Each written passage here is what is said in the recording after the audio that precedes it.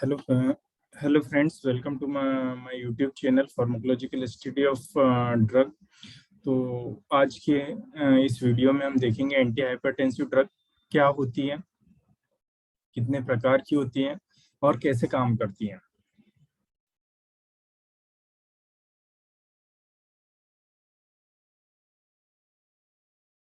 तो सबसे पहले हम देखते हैं इंट्रोडक्शन या definition of anti hypertensive drug. Anti hypertensive drug क्या होती है? Anti hypertensive drug are those drug which are used to lower the BP in hypertensive condition। Means ऐसी दवाइयाँ या ऐसी ड्रग जो कि ब्लड प्रेशर को या रक्तचाप को कम करने के लिए उपयोग की जाती है इन हाइपरटेंसिव कंडीशन। अब हाइपरटेंसिव कंडीशन होती क्या है? जब ब्लड प्रेशर या हमारा रक्तचाप उसकी नॉर्मल वैल्यू से बढ़ा हुआ दिखाई देता है, उसकी जो रीडिंग है वो नॉर्मल वैल्यू से ज्यादा होती है। जैसे सिस्टोलिक और डायस्टोलिक कंपोनेंट जो होते हैं ब्लड प्रेशर के जिसके थ्रू हम ब्लड प्रेशर को मेजर करते हैं। वैसे तो हमारी ब्लड प्रेशर की नॉर्मल वैल्यू 120/80 mmHg होती है, बट एबो 140/90 mmHg के ऊपर जब सिस्टोलिक एंड डायस्टोलिक कंपोनेंट की रीडिंग शो करता है, इन दैट कंडीशन इस हाइपरटेंशन की स्थिति को रखा जाता है, हाइपरटेंशन की स्थिति कही जाती है। ठीक है, तो सबसे पहले अगर हमें एंटी हाइपरटेंसिव ड्रग के बारे में जानना है तो हम ब्लड प्रेशर क्या होता है और हाइपरटेंशन क्या होता है इसको समझना जरूरी है। तो ब्लड प्रेशर क्या होता है? ब्लड प्रेशर को हम हिंदी में रक्तचाप भी कहते हैं। ब्लड प्रेशर वह प्रेशर होता है जो कि ब्लड वेसल वॉल पर एग्जर्ट किया जाता है जब हार्ट ब्लड को पंप करता है वेंट्रिकल पार्ट से। नॉर्मल बीपी वैल्यू मैंने अभी थोड़ी देर पहले ही बताई थी, 120/80 mmHg या 120/80 mmHg होता है। mmHg that is the unit of blood pressure millimetre पर मर्क्यूरी। ब्लड प्रेशर को अगर हम कैलकुलेट करें तो वो कार्डियक आउटपुट और टोटल पेरिफेरल रेसिस्टेंस की वैल्यू का प्रोडक्ट होता है। ठीक है, कार्डियक आउटपुट को हम देखें तो यह वह वैल्यू होती है जो कि हार्ट के द्वारा या हमारे हृदय के द्वारा प्रति मिनट ब्लड को कितना ब्लड या वॉल्यूम ऑफ ब्लड पंप किया जाता है फ्रॉम द वेंट्रिकल पार्ट। ठीक है, तो कार्डियक आउटपुट कैलकुलेट करने के लिए हार्ट रेट और स्ट्रोक वॉल्यूम को heart rate and stroke volume का प्रोडक्ट भी कह सकते हैं। तो पेरिफेरल वेस्कुलर रेसिस्टेंस या टीपीआर, टोटल पेरिफेरल रेसिस्टेंस, जब हार्ट ब्लड को फोर्सली आउटा और के थ्रू वेंट्रिकल पार्ट से फ्लो करता है या पंप करता है, तो इन दैट कंडीशन जो ब्लड वेसल की वॉल के द्वारा अपोजिट प्रेशर एक्सर्ट किया जाता है वही टीपीआर है, टोटल पेरिफेरल रेसिस्टेंस कहलाता है। ठीक है, तो ये था blood pressure. Hypertension hyper that means high और टेंशन मतलब फोर्स या प्रेशर। ठीक है, hypertension is also known as silent killer disease. यह एक साइलेंट किलर डिसीज भी होती है क्योंकि इसको डायग्नोस होने में टाइम लगता है जब तक कि पेशेंट क्रिटिकल कंडीशन में ना पहुंच जाए। ठीक है, सो हाइपरटेंशन को अगर डिफाइन किया जाए तो hypertension is the elevation of systolic and diastolic pressure. Elevation मतलब बढ़ना, सिस्टोलिक और डायस्टोलिक प्रेशर ये प्रेशर दोनों ये कंपोनेंट होते हैं ब्लड के। जब ये अपनी नॉर्मल वैल्यू से बढ़े हुए दिखाई देते हैं तो उसे हम हाइपरटेंशन की कंडीशन में रखते हैं। नॉर्मल वैल्यू मैंने पहले बताई है 120/80 mmHg, 120/80 mmHg, but at the present lifestyle it will be considered as a normal till 140/90 mmHg. अब सिस्टोलिक एंड डायस्टोलिक कंपोनेंट्स के बारे में अगर हमें जानना चाहेंगे, क्या होता है सिस्टोलिक और डायस्टोलिक कंपोनेंट, या सिस्टोलिक और डायस्टोलिक प्रेशर क्या होता है। Systolic pressure, the pressure in the arteries when heart beat, ये प्रेशर होता है जब कि हार्ट बीट करता है, कॉन्ट्रैक्ट होता है, और उस समय जब हार्ट कॉन्ट्रैक्ट होता है तो वेंट्रिकल पार्ट से जो ब्लड फोर्सली आउटा के थ्रू ब्लड वेसल में सप्लाई होता है, तब ब्लड के द्वारा जो फोर्स वेसल वॉल पे अप्लाई किया जाता है उसे हम सिस्टोलिक प्रेशर के रूप में कंसिडर करते हैं। और डायस्टोलिक प्रेशर जब हार्ट दो बीट्स के बीच में या 2 बीट्स के बीच में रेस्टिंग की कंडीशन में होता है, उस समय ब्लड का जो प्रेशर वेसल वॉल पे एक्सर्ट होता है उसे हम डायस्टोलिक प्रेशर कहते हैं। तो ये हाइपरटेंशन था। उसकी हाइपरटेंशन की डिफरेंट स्टेजेस होती है, ठीक है। फर्स्ट तो नॉर्मल स्टेज या नॉर्मल बीपी वैल्यू, ये दो बोथ सिस्टोलिक और डायस्टोलिक कंपोनेंट्स में देखी जाती है। सिस्टोलिक कंपोनेंट जब नॉर्मल बीपी रहता है तो सिस्टोलिक कंपोनेंट या सिस्टोलिक प्रेशर लोअर देन 120 या 120 mmHg होता है, और डायस्टोलिक प्रेशर लोअर देन 80 या 80 mmHg होता है। इसके बाद प्री हाइपरटेंशन, ये सेकेंड स्टेज कही जाती है। इसमें बस सिस्टोलिक प्रेशर जो होता है 120 से 139, और डायस्टोलिक प्रेशर जो होता है 80 से 89 mmHg के लगभग होता है। यहाँ तक देखा जाए तो हाइपरटेंशन की कंडीशन नहीं होती है, या नॉर्मल कंसीडर कर लेते हैं ब्लड प्रेशर को। लेकिन इसके बाद जो स्टेज फर्स्ट स्टार्ट होती है, इसमें इस स्टेज से हम पेशेंट को हाइपरटेंशन की कंडीशन में कंसीडर करते हैं। ये जो इसमें सिस्टोलिक प्रेशर की वैल्यू जो होती है 140 से 159, और डायस्टोलिक प्रेशर की जो वैल्यू होती है 90 टू 99 mmHg होती है। इसके बाद स्टेज थर्ड, इसमें ये सबसे सीवियर कंडीशन या सीवियर स्टेज होती है हाइपरटेंशन की। ये इसमें जो सिस्टोलिक प्रेशर होता है मोर देन और इक्वल टू 160 mmHg होता है, और डायस्टोलिक प्रेशर जो होता है मोर देन और इक्वल टू 100 mmHg होता है, ठीक है। इन चारों स्टेज के अलावा एक स्टेज या एक कंडीशन और होती है जो कि हम जिसे प्रेगनेंसी इंड्यूस्ड हाइपरटेंशन के नाम से जानते हैं। ये इसलिए आती है क्योंकि due to increase the production of hormones and enzyme during the time of pregnancy, ठीक है। But it is not a critical condition जो कि कंट्रोल की जा सकती है, जो कि प्रेगनेंसी में दी जाने वाली सेफ एंटी हाइपरटेंसिव ड्रग के थ्रू, मोस्टली मिथाइल डोपा, जो कि यूज किया जाता है for treatment of pregnancy induced hypertension में। अब टाइप्स ऑफ हाइपरटेंशन या इटियोलॉजी ऑफ हाइपरटेंशन, जो हाइपरटेंशन होता है वो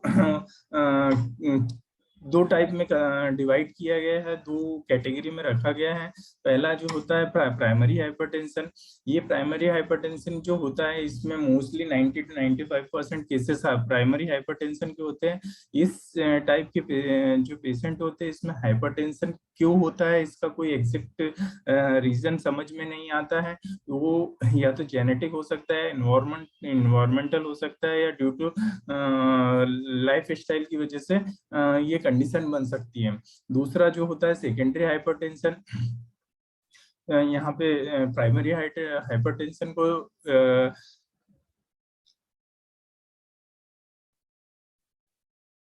इसेंशियल हाइपरटेंशन भी कहा जाता है, और secondary hypertension that is non essential hypertension, ठीक है। इसमें जो सेकेंडरी हाइपरटेंशन होता है 5 to 10% केसेस होते हैं, और ये जो हाइपरटेंशन की कंडीशन होती है इसका एग्जैक्ट कॉज जो हो सकता है या कारण पता हो सकता है, या उसका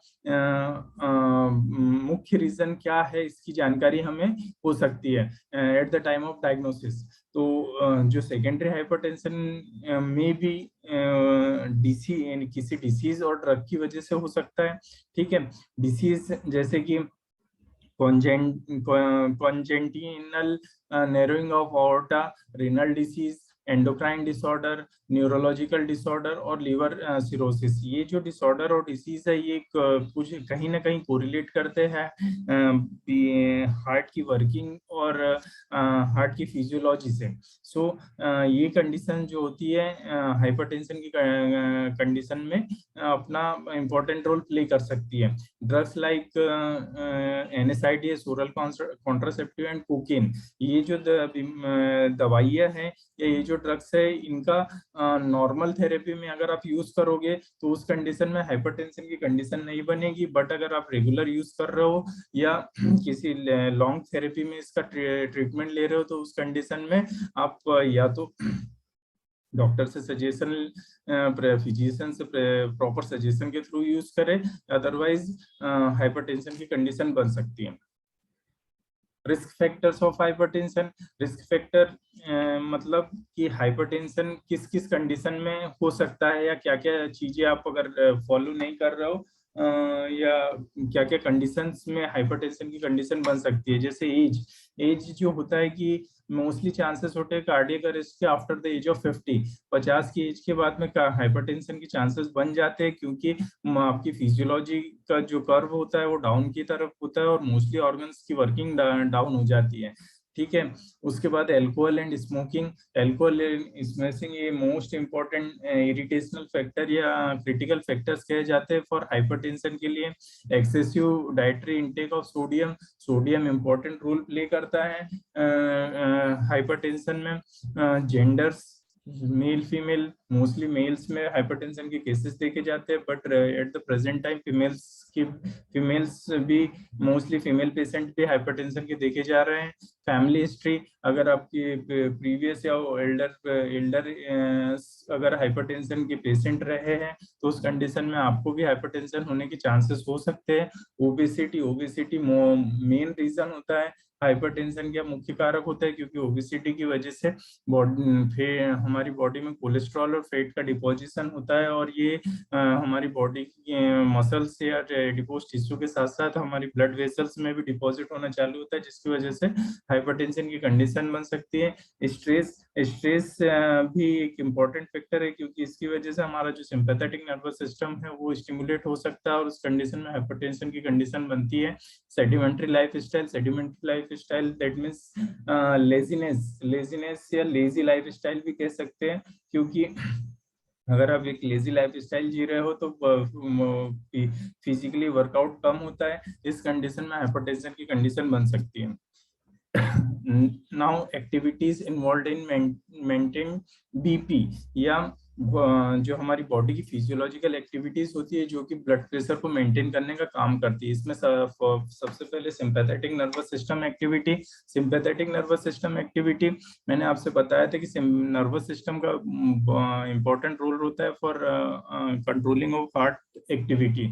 तो sympathetic nervous system that is the part of nervous system, ये जब स्टिमुलेट होता है तो इसकी वजह से हार्ट रेट और कार्डियक कॉन्ट्रैक्शन होता है और हार्ट रेट और कार्डियक कॉन्ट्रैक्शन जब इंक्रीज होता है तो ये प्रमोट करता है release of renin enzyme from juxtaglomerular cell in the kidney, जो कि किडनी में प्रेजेंट होती है और इस जो ये रेनिन एंजाइम आगे फर्दर बहुत इंपॉर्टेंट रोल प्ले करता है फॉर रिलीज ऑफ एल्डोस्टेरोन में, जो कि एक एंटी डायरेटिक हार्मोन है।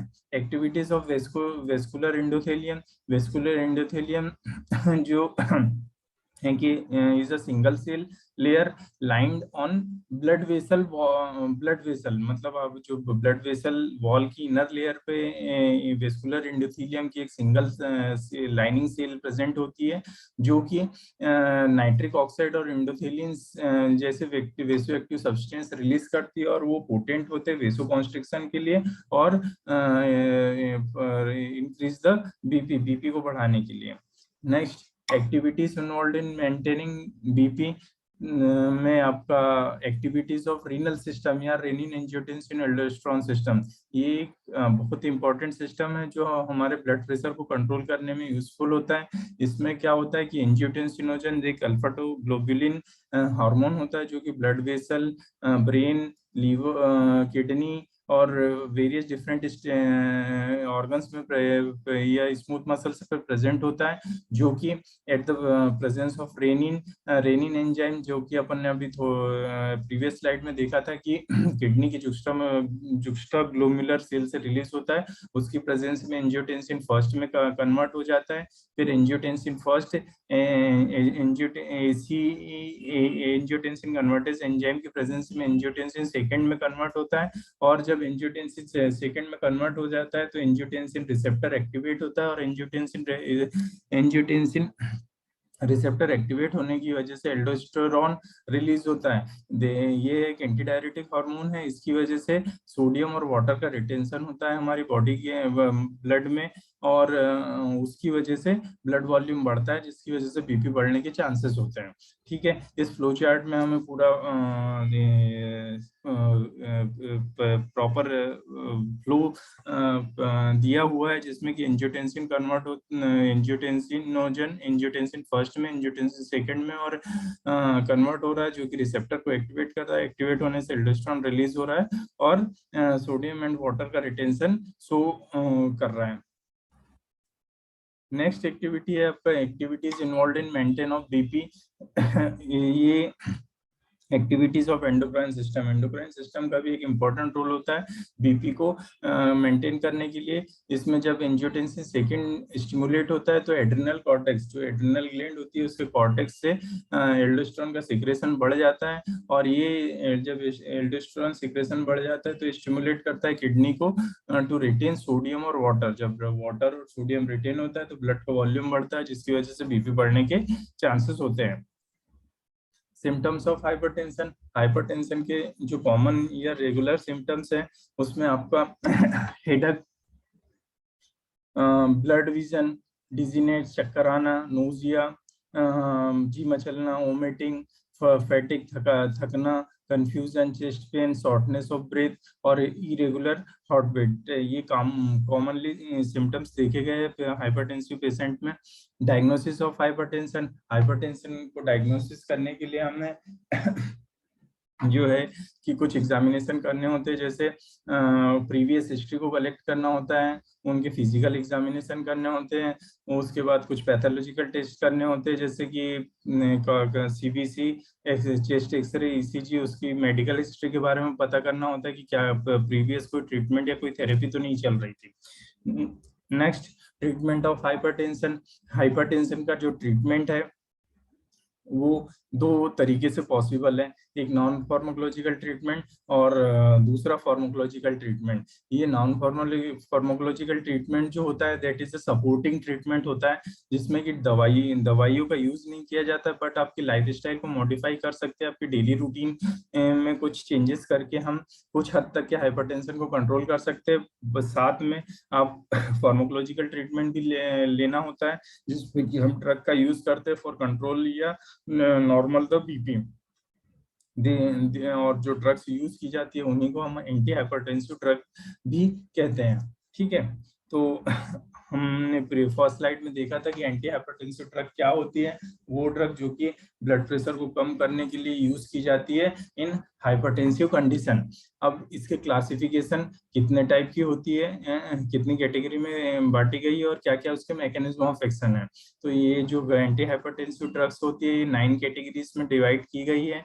ठीक है, इसमें फर्स्ट है आपका ACE inhibitor, second angiotensin antagonist, third calcium channel blocker, fourth diuretics, fifth beta adrenergic blocker, sixth alpha blocker, seventh beta plus alpha blocker, eighth central sympatholytics, ninth vasodilator. First से start करते हैं, ACE inhibitor, angiotensin converting enzyme inhibitor. हमने इस enzyme के बारे में renin angiotensin aldosterone system के बारे में जब देखा था तब उसमें इसका डिस्कशन किया था कि एसी एंजियोटेंसिन कन्वर्टेज एंजाइम क्या है। इस फ्लो चार्ट में एसी इनहिबिटर का मैकेनिज्म ऑफ एक्शन भी एक तरीके से शो किया गया है कि यहाँ पे एंजियोटेंसिन फर्स्ट जब कन्वर्ट हो रहा है एंजियोटेंसिन कन्वर्टेज एंजाइम के थ्रू एंजियोटेंसिन सेकंड में, तो अगर हम एसी इनहिबिटर देते हैं तो ये एंजियोटेंसिन कन्वर्टेज एंजाइम को इनहिबिट कर देता है और वहाँ पे एंजियोटेंसिन को एंजियोटेंसिन सेकंड में कन्वर्ट होने से रोकता है। और साथ में वेसोकॉन्स्ट्रिक्शन से भी बचाता है। तो इस तरीके से हम हाइपरटेंसिव की कंडीशन को कंट्रोल कर सकते हैं। इसमें जो दवाई ये यूज होती है जैसे कैप्टोप्रिल, इनालाप्रिल और लिसिनोप्रिल, ये इम्पोर्टेंट मेडिसिन है। इसके अलावा और भी दवाई है जो कि आपको मिल जाएगी एसी इनहिबिटर्स की। उसके बाद एंजियोटेंसिन सेकेंड एंटागोनिस्ट है, 81 रिसेप्टर एंटागोनिस्ट भी बोलते हैं। तो अभी प्रीवियसली जब फ्लो चार्ट देखा था, जब एंजियोटेंसिन सेकंड का फॉर्मेशन हो रहा है तो एंजियोटेंसिन सेकंड की रिसेप्टर एक्टिवेट हो रहा था और उसकी वजह से एल्डोस्टेरोन का रिलीज बढ़ रहा था। तो इस कंडीशन में अगर हम एंजियोटेंसिन सेकंड या 81 रिसेप्टर को ब्लॉक कर देते हैं तो उसकी वजह से आपका जो एल्डोस्टेरोन का रिलीज होता है वो कम हो जाता है या उससे बच सकते हैं, जिससे कि आगे further sodium and water retention को रोका जा सकता है और हाइपरटेंशन की कंडीशन को मैनेज किया जा सकता है। इसमें आपका जो दवाई है मेडिसिन यूज हो रही है वो ड्रग्स यूज हो रही है, लोसार्टन, केंसार्टन और इर्बिसार्टन है। ये इम्पोर्टेंट मेडिसिन के ड्रग्स है in this category. Next calcium channel blocker. Calcium channel blocker is जो है ये कैटेगरी की जो है ये भी एक इम्पोर्टेंट रोल प्ले करती है, क्योंकि कैल्शियम का हार्ट की एक्टिविटी में बहुत इंपॉर्टेंट रोल होता है और वो हार्ट को इसमें सिग्नल जनरेट करने के लिए और हार्ट की कॉन्ट्रैक्शन के लिए यूजफुल होता है। तो जब हाइपरटेंशन की कंडीशन होती है तो हार्ट की वर्किंग ज्यादा होती है, तो उसको कम करने के लिए हम क्या करेंगे, वो सराउंड जो एक्स्ट्रा सेल्यूलर कैल्शियम होता है या फ्रीली जो एक्स्ट्रा सेल्यूलर कैल्शियम प्रेजेंट होता है उसको हम ब्लॉक कर देंगे या उसका मूवमेंट ब्लॉक कर देंगे, और या उसकी एंट्री जो सेल के अंदर है, हार्ट की जो सेल्स है स्मूथ मसल की उसके अंदर उसकी एंट्री को ब्लॉक कर देंगे, जिसकी वजह से क्या हो जाएगा, हार्ट रेट कम हो जाएगा और वेसोडाइलेशन हो जाएगा, जिससे हम हाइपरटेंसिव कंडीशन को कंट्रोल कर सकते हैं। जैसे ड्रग्स लाइक वेरेपामिल, निफेडिपिन, एम्लोडिपिन और डिल्टिएजेम। डायरेटिक्स। डायरेटिक्स एक इम्पोर्टेंट कैटेगरी है जो और भी कैटेगरीज में यूज होती है। डायरेटिक्स का मीनिंग होता है increase the formation of urine. Urine का फॉर्मेशन बढ़ाने के लिए हम डायरेटिक्स से यूज कर सकते हैं, जैसे वेरियस टॉक्सिकोलॉजिकल मटेरियल को रिमूव करने के लिए हाइपरटेंशन की कंडीशन में, और भी कैटेगरी में हम डायरेटिक्स का यूज करते हैं। यहाँ पे जो डायरेटिक्स का यूज होता है for loss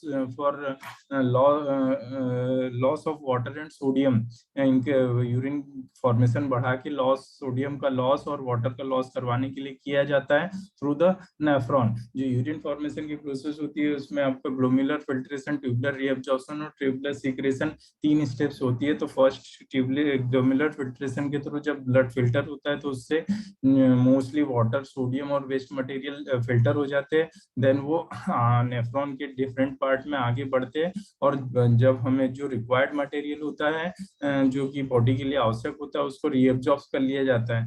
but in the condition of hypertension हमें ब्लड का वॉल्यूम कम करना होता है सडनली, तो हम वाटर और सोडियम के रीअब्जॉर्प्शन को कम कर देते हैं, जिससे कि उसका लॉस हो जाता है और ब्लड का वॉल्यूम कम रहता है और हाइपरटेंशन की कंडीशन जो होती है वो मेंटेन हो जाती है। तो इसमें जो ड्रग यूज किए गए हैं जैसे हाइड्रोक्लोरोथायजाइड, फ्यूरोसेमाइड और स्पाइरोनोलैक्टोन, ये डिफरेंट कैटेगरीज के डायरेटिक्स है जो कि यूज होते हैं for maintaining the hypertensive condition. इसमें कुछ टर्म्स यूज किए, distal convoluted tubule, ascending limb और लूप ऑफ एनले, ये डिफरेंट पार्ट ऑफ नेफ्रॉन्स है। नेफ्रॉन जो कि किडनी की बेसिक इंपॉर्टेंट यूनिट होती है, इन्हीं के थ्रू ब्लड का फिल्ट्रेशन होता है और अप्रॉक्स 1 मिलियन नेफ्रॉन प्रेजेंट होते हैं किडनी में।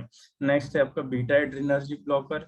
बीटा एड्रेनर्जिक ब्लॉकर जो होता है ये सिंपैथेटिक नर्वस सिस्टम में रिसेप्टर्स प्रेजेंट होते हैं, अल्फा एंड बीटा रिसेप्टर।